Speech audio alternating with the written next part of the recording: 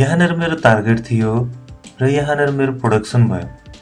अब यसमा र यसमा कहाँ के डिफरेन्स भयो भनेर फाइन्ड आउट गर्नु पर्यो, क्विकली एनालाइज गर्नु पर्यो भने त्यो बेलामा मैले सबभन्दा पहिला यसलाई सिलेक्ट गरेँ। त्यसपछाडि मैले किबोर्डबाट F5 की प्रेस गरेँ। त्यसपछाडि स्पेसलमा गएँ।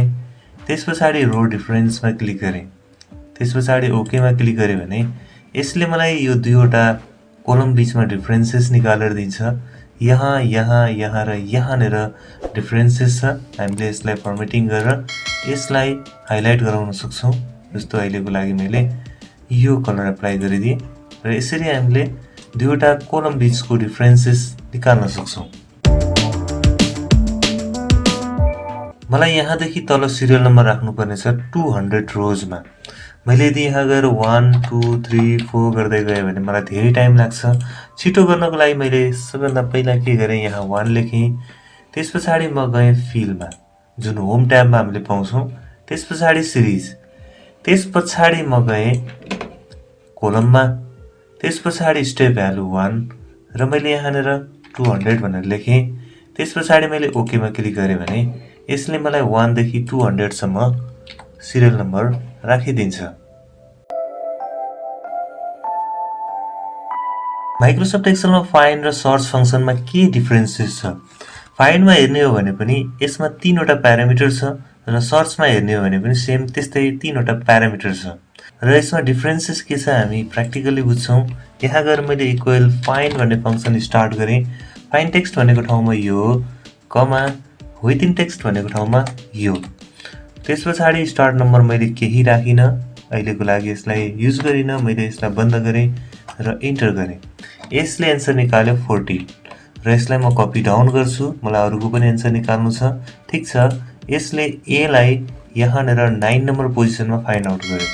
यदि मैले यहाँनिर सर्च भन्ने फङ्सन लगाएँ र फाइन्ड टेक्स्ट भनेको ठाउँमा यसैलाई देखाएँ र विथिन टेक्स्ट भनेको ठाउँमा यो टेक्स्टलाई देखाएँ र ब्राकेट बन्द गरेँ। त्यसपछाडि इन्टर गरेँ र यसमा हेर्ने हो भने यसले पनि सीलाई 14 पोजिसनमा फाइन्ड आउट गर्यो। यहाँदेखि काउन्ट गर्दै जाँदा विथ स्पेस सी 14 नम्बर पोजिसनमा छ। र यदि मैले कपी डाउन गर्छु अरूको पनि एन्सर निकाल्नको लागि, अब यहाँनिर ए यो टेक्स्टमा 9 नम्बर पोजिसनमा फाइन्ड आउट गर्यो फाइन्डले भने सर्चले 7 नम्बर पोजिसनमा फाइन्ड गर्यो। 9 नम्बरमा किन गर्यो भन्दाखेरि यहाँदेखि काउन्ट गर्दै जाँदाखेरि फाइन्डले यो एलाई चाहिँ काउन्ट गर्यो, यसको पोजिसन काउन्ट गर्यो भने सर्चले अगाडिको ए को पोजिसन फाइन्ड आउट गर्यो। भने पछाडि फाइन्ड र सर्चमा हामीले डिफरेन्सेस हेर्ने हो भने फाइन्ड केस सेन्सिटिभ हो, यसलाई केस म्याच हुनुपर्छ, क्यापिटल छ अथवा स्मल छ। र सर्चको लागि यो चाहिँ केस सेन्सिटिभ होइन, यसको लागि केस म्याच भइरहनु पर्दैन। स्मल भए पनि क्यापिटल भए पनि अगाडि जे छ त्यसको पोजिसन फाइन्ड आउट गर्छ।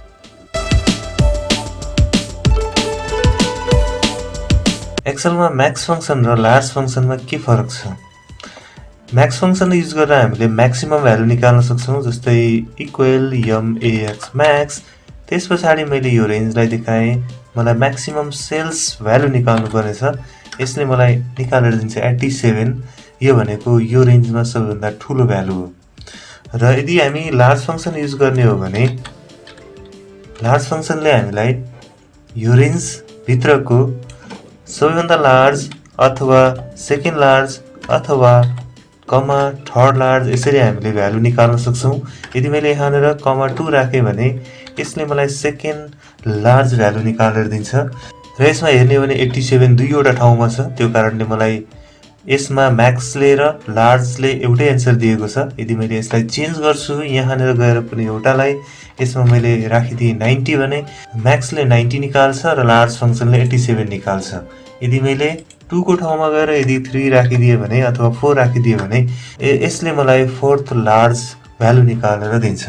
लार्ज र म्याक्स फङ्सनमा चाहिँ यो फरक छ।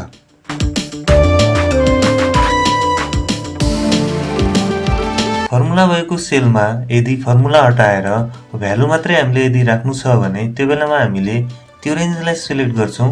त्यसपछाडि राइट माउस क्लिक गरेर यसलाई मुभ गर्छौँ र फेरि त्यहीँ लगेर छोड्छौँ। त्यसपछाडि copy here as values only यसमा क्लिक गर्यो भने यसमा जति पनि फर्मुलाहरू थियो त्यो हट्छ।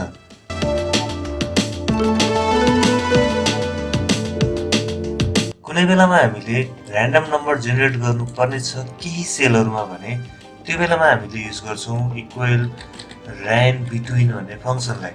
मैले र्यान्ड बिट्विन भन्ने फङ्सन राखेँ, त्यस पछाडि बटममा मैले राखेँ मानौँ 10, त्यस पछाडि टपमा राखेँ 100। यसको मिनिङ हो मलाई 10 देखि माथि र 100 देखि तलको र्यान्डम नम्बरहरू चाहिएको छ।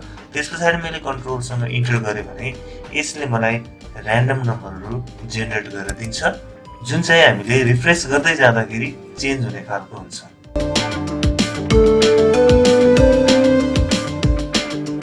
एक्सेलमा अलग अलग सिटमा भएको सेम फर्मेटको डेटाहरू रेकर्डहरूलाई चाहिँ हामीले एउटै सिटमा कम्बाइन गर्नु पर्यो भने कसरी गर्ने, त्यसको लागि मैले युज गर्छु पावर क्वेरी अप्सन, जुन हामीले पाउँछौँ डेटा ट्याबमा। यहाँनिर गेट एन्ड ट्रान्सफर्म डेटा भन्ने छ एउटा ग्रुप, जसमा हामीले केही अप्सनहरू पाउँछौँ। यसको माध्यमले हामीले चाहिँ यसरी अलग अलग सिटमा भएको जुन डेटाहरू छ सेम फर्मेटको, त्यसलाई हामीले कम्बाइन गर्न सक्छौँ। मैले एउटा नयाँ फाइल ओपन गरेँ, त्यस पछाडि म गएँ डेटा ट्याबमा। डेटा ट्याबमा गइसके पछाडि गेट एन्ड ट्रान्सफर्म ग्रुपबाट म गएँ न्यू क्वेरीमा, त्यस पछाडि फ्रम फाइल फ्रम वर्कबुक। त्यस पछाडि मेरो फाइल डेस्कटपमा सेभ छ, डेस्कटपमा फाइल नेम यो हो। यसलाई मैले सिलेक्ट गरेँ अनि इम्पोर्टमा क्लिक गरेँ। यो कनेक्टिङ हुँदैछ, केही टाइम लाग्छ। त्यस पछाडि नेभिगेटर ओपन हुन्छ र हामीले यहाँबाट मल्टिपल सिलेक्ट गरेर यो सिटहरूलाई सिलेक्ट गर्न सक्छौँ, मल्टिपल सिटहरूलाई। अहिलेको लागि मैले यो मल्टिपल सिलेक्ट गर्नु छैन, कुनै एउटा सिटलाई सिलेक्ट गरेँ। त्यस पछाडि मैले तलपट्टि गएर एडिटमा क्लिक गरेँ। मैले यसमा एडिट गर्नुपर्ने छ, केही कुराहरू कम्बाइन गर्नुपर्ने छ, त्यो कारणले। त्यस पछाडि यहाँनिर यो क्वेरी एडिटर ओपन हुन्छ। क्वेरी एडिटर ओपन भइसके पछाडि यहाँ मसँग जेनेरी भन्ने सिटको टेबल यहाँ सो भइरहेको छ र यहाँनिर हेर्ने हो भने यसमा केही स्टेपहरू देखाइएको छ। मलाई यो स्टेपहरू अहिले चाहिँदैन, मैले यसलाई डिलिट गरेँ। यसलाई डिलिट गरेँ। म सोर्स स्टेपमा आएँ यहाँनिर र यसमा हेर्ने हो भने नेम जुन देखाइरहेको छ यो सिटको नामहरू हो, जसमध्येमा मलाई कम्बाइन सिट भन्ने चाहिँदैन। यसलाई मैले अनचेक गरेँ र ओकेमा क्लिक गरेँ र मलाई चाहिने 4वटा सिट हो, जसमध्येमा मलाई यो एउटा फिल्ड युज गर्नुपर्ने छ। यसलाई मैले राइट क्लिक गरेर रिमुभ अदर कलम्समा क्लिक गरेँ, ताकि मलाई अरू कलमहरू हटाउनु पर्ने थियो र यहाँबाट हामीले एक्सपान्ड गर्न सक्छौँ। मैले यसलाई एक्सपान्ड गरेँ र ओकेमा क्लिक गरेँ। त्यस पछाडि यसले सबै सिटको रेकर्डलाई चाहिँ कम्बाइन गरिदिएको छ, 4वटा सिटको। र यहाँ हामीले चाहिँ केही क्लिन गर्नुपर्ने छ डेटाहरूलाई। जस्तै यहाँनिर हाम्रो कोलमको हेडरमा हामीले यो चाहन्छौँ, यो होइन। त्यसको लागि म यहाँनिर गएँ use first row as header र यसले मलाई मेरो हेडरको रूपमा चाहिँ यो दियो। र यसमा हेर्ने हो भने हामीले जुन सिटको टेबलमा ब्ल्याङ्क सेलहरू पाउँथ्यौँ, त्यसमा चाहिँ यो नल भनेर आइरहेको छ। यो मलाई क्लिन गर्नुपर्ने छ। म डेटमा गएँ, त्यस पछाडि नललाई मैले अनचेक गरेँ। त्यस पछाडि तलपट्टि गएर यो डेटलाई पनि मैले अनचेक गरेँ। त्यस पछाडि ओके गरेँ र यसले मेरो डेटालाई क्लिन गरिदियो। त्यस पछाडि मैले डेटको जुन फर्मेट छ त्यो चेन्ज गर्छु। यहाँ गएर डेट फर्मेटमा राखेँ र यो अमाउन्टको जुन कोलम छ यसलाई मैले चेन्ज टाइप अनि डेसिमल नम्बरमा कन्भर्ट गरेँ। यति गरिसके पछाडि मेरो डेटा केही क्लिन भयो र कम्बाइन पनि भयो। त्यस पछाडि म गएँ क्लोज एन्ड लोड र क्लोज एन्ड लोडमा फेरि क्लिक गरेँ। त्यस पछाडि केही समयमा मलाई यहाँनिर मेरो कम्बाइन डेटा दिएको छ, जसमा डेट र पार्टिकुलर्स, क्याटेगोरी र अमाउन्ट। यसलाई हामीले चाहेको जस्तै क्लिन गरेर कम्बाइन पनि गरिदिएको छ। यहाँनिर हामी देख्न सक्छौँ हामीसँग 18 रोज लोड भएको छ र यदि यो फाइलको जुन सोर्स फाइल छ त्यसलाई हामीले चेन्ज गर्यौँ केही कुराहरू, जस्तो म जेनरीको सिटमा गएँ, यहाँ गएर मैले केही रेकर्डहरू एड गरेँ। जस्तो मैले यहाँदेखि यहाँसम्म सिलेक्ट गरेँ र मैले केही रेकर्डहरूलाई प्लस गरेँ, थपेँ। अब यसमा केही रोहरू एड भयो, यसलाई मैले सेभ गर्छु, सेभ एन्ड क्लोज गर्छु र यहाँनिर मैले यो टेबललाई रिफ्रेस गर्छु। यहाँबाट राइट क्लिक गरेर रिफ्रेस गर्दा पनि हुन्छ, अथवा यसलाई भेटिएन भने हामी जान्छौँ माथिपट्टि क्वेरी टुल्स, क्वेरी, त्यस पछाडि यहाँनिर लोडमा रिफ्रेस अप्सन छ, यसमा क्लिक गऱ्यो भने यसले मेरो डेटाहरूलाई रिफ्रेस गर्छ र जुन थपिएको रेकर्डहरू चाहिँ यसमा फेरि ल्याएर एपेन्ड गर्छ।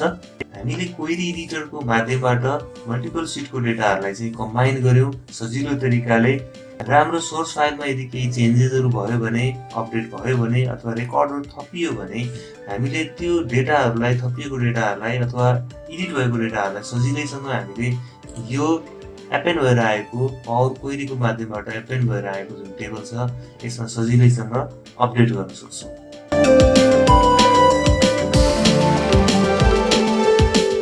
एक्सेलमा सिलेक्ट गरिएको डेटा रेन्जको ग्रान्ड टोटलको आधारमा पर्सेन्टेज निकाल्नु पर्यो भने त्यो बेलामा हामीले यहाँनिर क्विक एनालाइसिसमा गएर सजिलैसँग निकाल्न सक्छौँ। त्यसको लागि म टोटल्समा गएँ, त्यस पछाडि म गएँ थोरै दायाँ साइडमा, त्यस पछाडि पर्सेन्टेज टोटल भन्ने छ, यसमा क्लिक गर्न साथ नै यसले यो टोटलको आधारमा मलाई पर्सेन्टेज निकालेर दिन्छ र यसलाई यदि मैले अलसँग इक्वल गरेर टोटल निकाल्यो भने यो 100% हुन्छ। र भिडियो अन्त्यसम्म हेरिदिनु हुने साथीहरूलाई चाहिँ मेरो सानो अनुरोध, मेरो छोरी जीविका साईको नयाँ गीत युट्युबमा रिलिज भएको छ, यस पछाडि म सानो क्लिप राख्न गइरहेको छु, सबैजनाले हेरिदिनु होला र माया गरिदिनु होला। युट्युबमा गएर पनि जीविका साई सर्च गरेर हेरिदिनु होला। Body cool me here, it's all a lot of shit. Reason always on the prize, you know what it is. Lot of hard work, lot of dedication, lot of things I have given 20 hours, you know what it is.